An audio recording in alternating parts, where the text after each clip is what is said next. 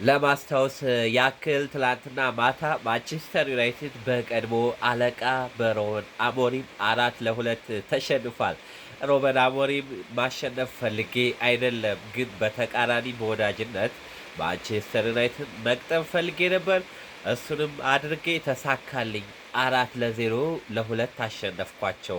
ይህ ደግሞ ደስ ይለኛል። ማንቸስተር ዩናይትድ እንዲወድቅ አልፈልግም። አሁንም ፍቅር አለኝ ለማንቸስተር ዩናይትድ ብለው ሮበን አሞሪም ተናግረዋል።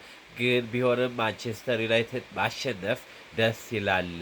ከቀድሞ ደጋፊዎች ከማንቸስተር ዩናይትዶች ጋር መልሶ ፍቅር እንዲኖረኝና አቅሜን ማሳየት ስለፈለግኩ ነው ማሸነፍ የፈለግኩት እንጂ የበቀል ስሜት የለኝም ሲሉ ሮበን አሞሪም ተናግረዋል።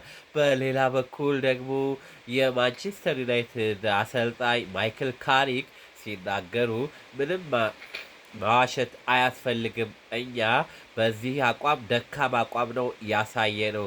ማንቸስተር ዩናይትድ ለማንኛውም የወዳጅነት ጨዋታ 4 የወዳጅነት ጨዋታ አድርገው 2 አሸንፈው 2 አቻ ወጥተዋል።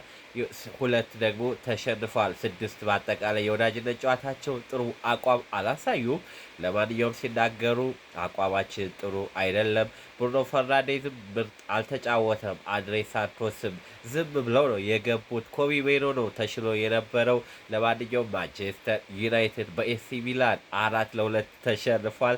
ማይክል ካሪክም በቀድሞ በማንቸስተር ዩናይትድ አለቃ ሲሸነፍ ያበሳጫል። ሮበን አሞሪም በቀል ስሜት የለውም ይበሉ እንጂ የበቀል ስሜት እንዳለባቸው ያስታውቃል። ሮበን አሞሪም ቴንኪው፣ እናመሰግናለን። መልካም